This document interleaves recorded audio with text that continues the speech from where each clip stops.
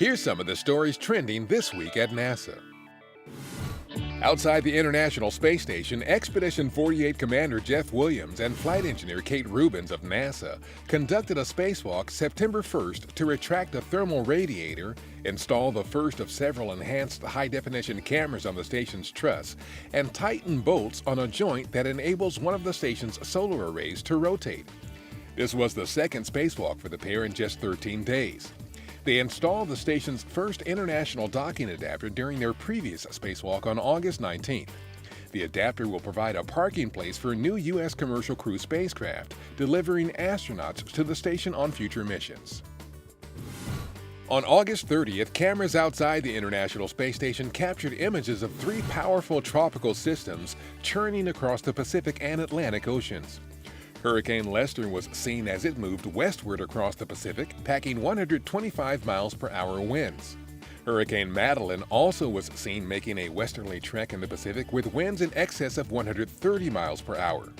At the time, both storms were on a track that could threaten Hawaii.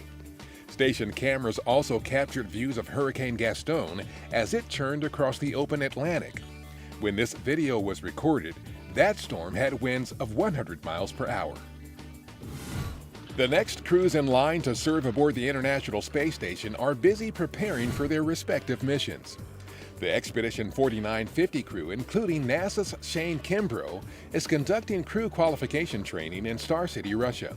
Kimbrough and cosmonauts Andrei Borisenko and Sergei Ryzhikov of the Russian space agency Roscosmos will launch on September 23rd from the Baikonur Cosmodrome in Kazakhstan. Following them will be Expedition 5051. That crew, which includes NASA astronaut Peggy Whitson, previewed their mission during an August 30th news conference at Johnson Space Center in Houston.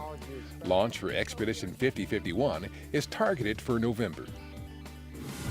Using data from NASA's Chandra X-ray Observatory and other telescopes, researchers have discovered the most distant galaxy cluster on record. This composite image shows the galaxy cluster, known as CL J1001 plus 0220. It's located about 11.1 billion light-years from Earth and may have been imaged shortly after it was born, a brief but important stage of cluster evolution never seen before. This cluster is remarkable because of its high levels of star formation in galaxies near its center. Stars are forming there at a rate equivalent to more than 3,000 a year. NASA's Juno spacecraft successfully completed the first and closest of its 36 orbital flybys of Jupiter on August 27th, zipping past the planet about 2,600 miles above its swirling clouds. This also was the first time Juno's entire suite of science instruments was activated and looking at the giant planet as the spacecraft zoomed past, resulting in the highest resolution views yet of the Jovian atmosphere and the first glimpses of Jupiter's north and south poles. Juno's mission to gather data on Jupiter's polar regions is targeted to last until February 2018. On August 31st, NASA headquarters hosted a program titled New Horizons Mission to Pluto and Beyond. The event featured a presentation from Alan Stern, principal investigator of NASA's New Horizons mission, about the spacecraft's historic encounter with the Pluto system in 2015 and what's planned for the extended mission. New Horizons currently is traveling in the Kuiper Belt beyond Pluto.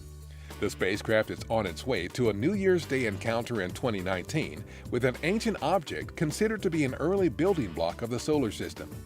New Horizons continues to send back interesting imagery of the region.